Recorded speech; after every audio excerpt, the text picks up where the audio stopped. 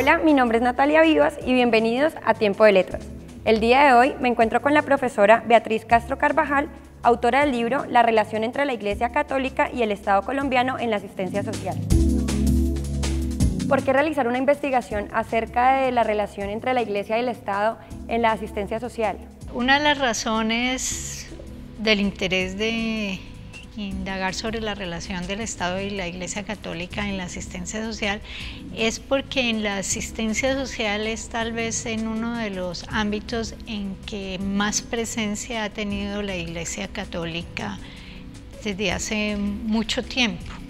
Entonces el interés era poder profundizar en ese ámbito.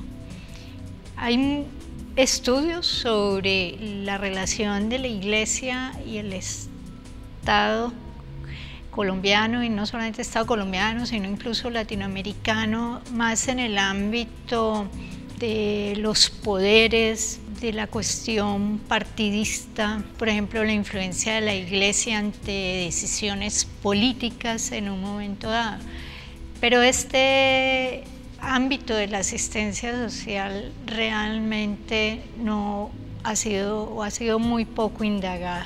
Entonces, pues el interés en parte es por la ausencia de esos trabajos, pero también por intereses de investigaciones que he venido llevando a cabo ya hace varios años, en que esa relación no estaba para mí completamente clara, ni la había podido ilustrar y profundizar. Profesora, a través de la historia, ¿cuáles son los intereses que han definido la relación entre la Iglesia y el Estado? Para América Latina o para Hispanoamérica, esa relación empieza realmente con la instauración del Imperio Español en el territorio americano. La Iglesia Católica como institución fue un acompañante de la instauración del Imperio Español, y la presencia de la Iglesia Católica desde el siglo XVI ha sido realmente importante en América Latina y por supuesto en Colombia.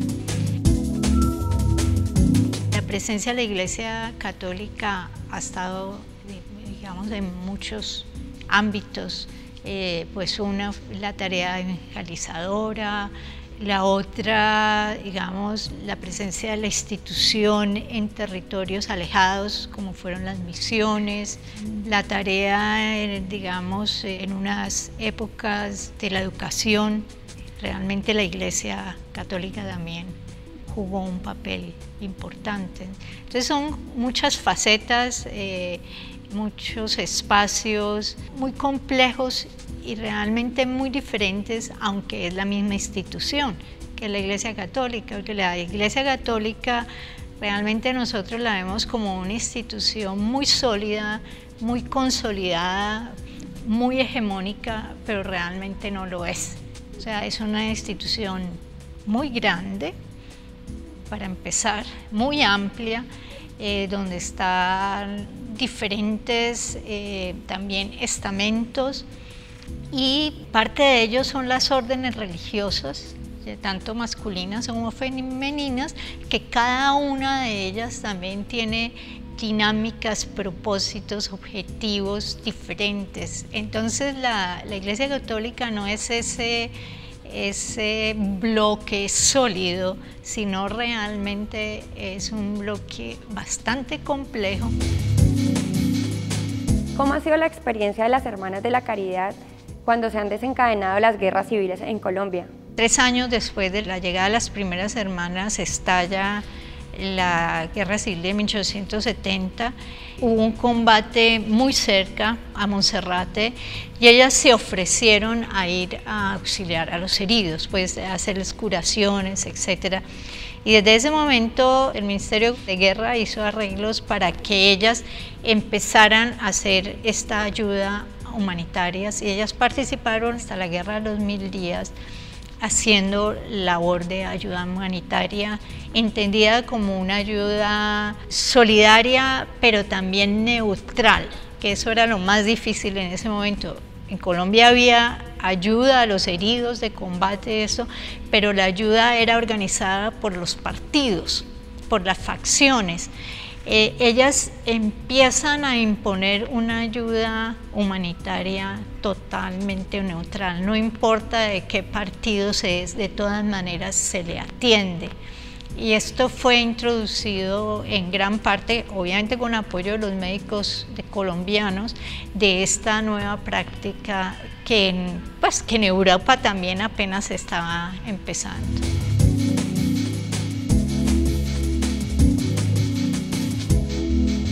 Asistencia social es uno de los conceptos principales que se ha desarrollado en esta investigación. ¿A qué se refiere con esto? Entiendo la asistencia social en un sentido muy amplio. Es la ayuda material, moral y espiritual que se hace a las personas más necesitadas. Eso implica concepciones y prácticas, y en eso está centrada la investigación. Trato igualmente de distanciarme tal vez de dos ideas muy fuertes que hay alrededor de la asistencia social. Es parte de las características de la asistencia social, pero no sería lo único, y yo diría que no sería lo más importante. Una es que generalmente cuando se habla de asistencia social, muy rápidamente se califica como asistencialista y paternalista, y con esos dos calificativos esa actividad se descalifica. Y por lo tanto no es merecedora de ser indagada, no es merecedora de preguntarse sobre ella. Entonces la mayoría de los textos en que aparece la asistencia social o para Colombia sobre este periodo, pues lo que uno encuentra es un párrafo en que dice ni siquiera asistencia social, sino asistencialismo. Por lo tanto el párrafo se cierra, está allí, no se profundiza. Y el otro concepto que es muy fuerte alrededor de la asistencia social es que era una forma de control social. Sí, sin duda es una forma de control social, pero no solamente. Entonces también se afirma con mucha vehemencia que la asistencia social, el objetivo único es el control social de la población, y hasta ahí llegamos. Entonces trato de distanciarme de esos dos, por un lado característica y por el otro lado calificación, para poderme adentrar en ese concepto con una mirada distinta, tratando de indagar, entre otras cosas, sobre una actividad que fue muy compleja, no solamente en Colombia, sino en muchas partes del mundo, porque la asistencia social finalmente es la forma en que distintos estados de manera diferente iniciaron como una forma de política social de los estados modernos.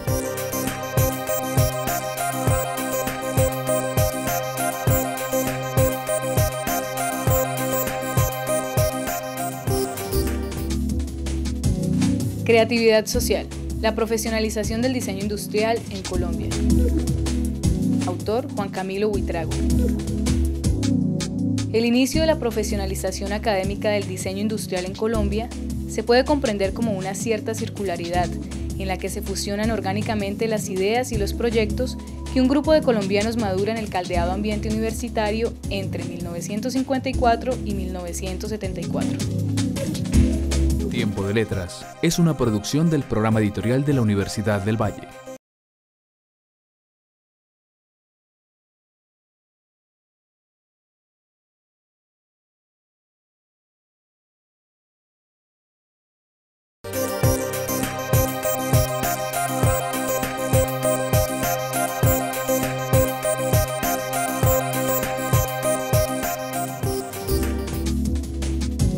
El multiculturalismo de Taylor y el universalismo de los derechos de Habermas.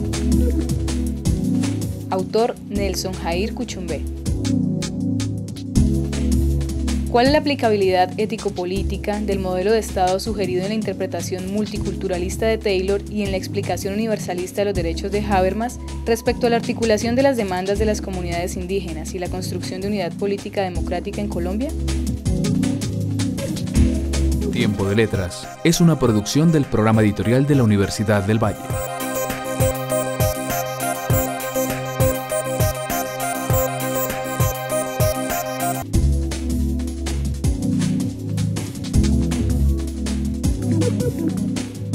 La relación entre Iglesia y Estado nace en Europa.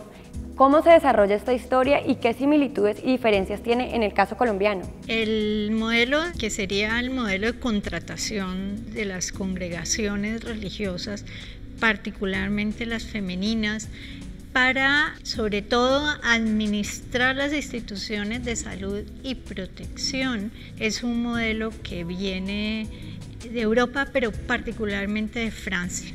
Esto se debió a que en Francia, finales del siglo XVIII y principios del XIX, se fortaleció el modelo de las congregaciones religiosas de vida activa. Estas congregaciones religiosas de vida activa tenían unas características muy diferentes a las congregaciones de claustro. Estas congregaciones dependían de una madre superiora, tenían casas, no conventos, hacían votos simples, y para pedir permiso para abrir o fundar las congregaciones se hacía directamente con el Papa y no con los obispos locales, que generalmente les negaban la creación de las congregaciones. Ese modelo empezó apoyando la atención a los enfermos, a los inválidos, a los niños huérfanos, y lentamente esa congregación logró el apoyo de San Vicente Paúl, por eso ese nombre en parte, y eran mujeres, no eran religiosas, sino mujeres quienes hacían esa labor, pero tenían una vida de congregación. Y ellas lograron el permiso de abrir la congregación. Con ese modelo, posteriormente en Francia, muchas mujeres empezaron a crear este tipo de congregaciones, y también la labor educativa fue bastante importante en estas congregaciones. Y para el principio del siglo XIX hubo un boom de creación de congregaciones religiosas de vida activa en Francia, y un número significativo de mujeres se sumaron a esas congregaciones porque, entre otras cosas, era una opción de vida que les permitía otras cosas que no les permitía la única opción de vida que tenían, que eran casarse o quedarse en su familia. La opción de entrar a estas congregaciones les permitía estudiar, aprender ciertas actividades como los inicios de la enfermería. Ellas hacían remedios, manejaban los inicios, los que hoy llamamos laboratorios clínicos, aprendían pedagogía. Entonces les permitía, por un lado, aprender, y por el otro lado, poderse mover más libremente, aunque suene paradójico, a otras partes del país. Y posteriormente, en el siglo XIX, estas congregaciones empiezan a hacer misiones, cosa que había estado restringida solamente para las órdenes religiosas masculinas. Estas congregaciones empiezan a abrir casas primero en otros países europeos católicos, como en Irlanda, como en España, como en Italia, pero luego empezaron realmente a saltar a otros continentes. Entonces fueron al Medio Oriente, a América Latina, al Oriente Lejano, a Rusia. Entonces realmente el sumarse a esta vida religiosa a muchas mujeres del siglo XIX les permitió hacer cosas que para la mayoría de las mujeres realmente no era permitido.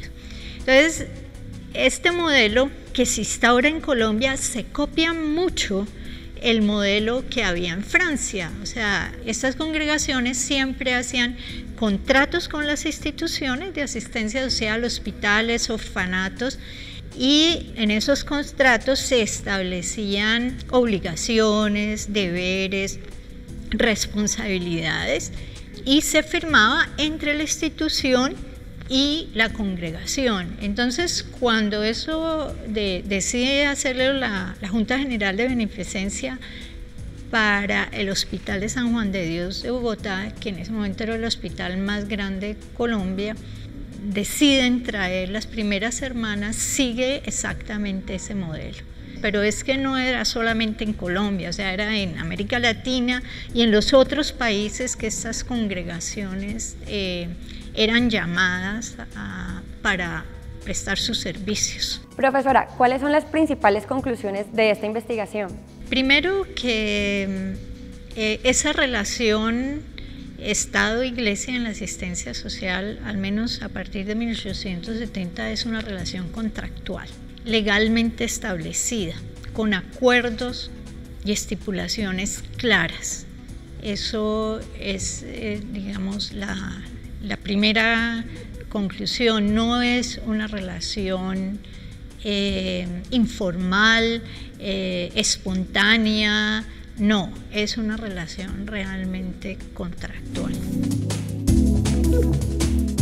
La segunda conclusión que yo resaltaría es que la relación Estado-Iglesia en Colombia siempre se ha pensado que es una relación partidista, que es una relación que se establece más con los sectores conservadores y curiosamente las hermanas llegan en un momento en que estaban los liberales en el poder y durante este periodo 1870 y 1960 pues hay periodos de gobiernos liberales, hay periodos de gobiernos conservadores. Lo que está demostrando es que en la asistencia social pareciera que hay ciertos acuerdos en el modelo a pesar de las diferencias partidistas y que la relación con la Iglesia no dependió de una cuestión partidista, sino más bien de un ethos alrededor de la asistencia social. Esa sería otra conclusión que yo resaltaría. Otra tendría que ver con las mismas hermanas. Diría yo que para sorpresa, las hermanas eran unas mujeres que realmente tenían capacitaciones, destrezas en sus labores y cierto coraje. La decisión de venir a Colombia era una decisión prácticamente para toda la vida. Por ejemplo, de las 6 primeras hermanas que llegaron a Colombia, tan solo una regresó a Francia. Todas, el resto murió aquí en Colombia. Entonces era, en ese sentido, yo digo, el coraje. Pero por el otro lado, sus actividades, sus labores, su trabajo en general fue exaltado, que lo hacían bastante bien y eran conocedoras de ciertas prácticas que aquí en Colombia estaban llegando, pero que todavía muchas mujeres no habían ingresado y ellas fueron partícipes en la década de 1920 de la primera escuela de enfermería en Colombia.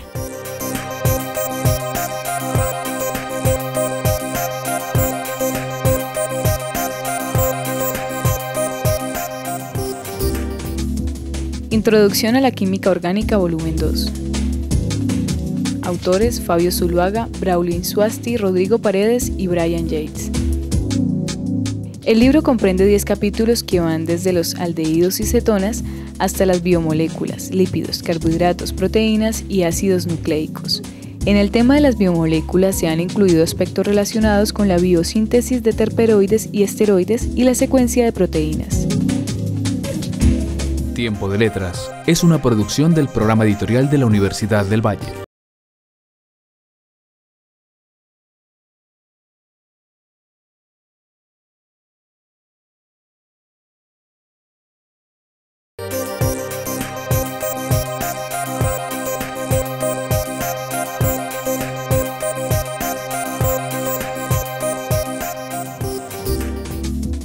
El péndulo, la espiral y el holograma. Autora Estela Valencia.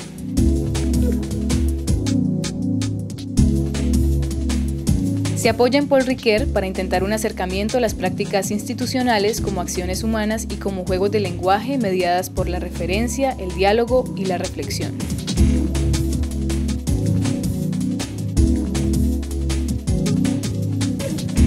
Tiempo de Letras es una producción del programa editorial de la Universidad del Valle.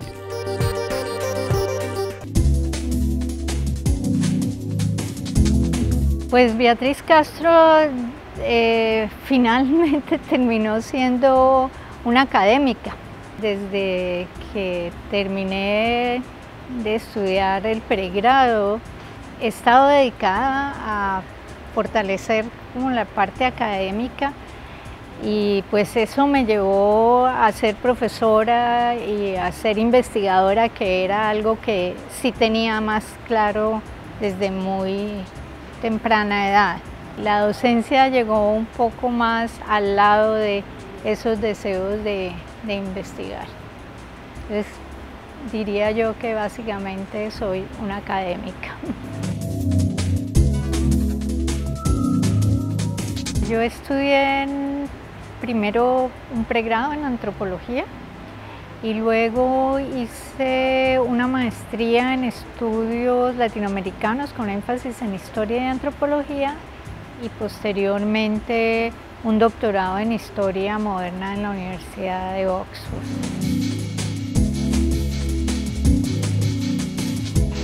Pues intereses en general por la sociedad, por entender un poco más cómo suceden los procesos sociales, la situación de los grupos sociales, las diferencias entre los grupos, tanto socioeconómicas como culturales, como poder tener una visión más amplia de la sociedad en su conjunto, no solamente la colombiana, estoy hablando en términos más amplios.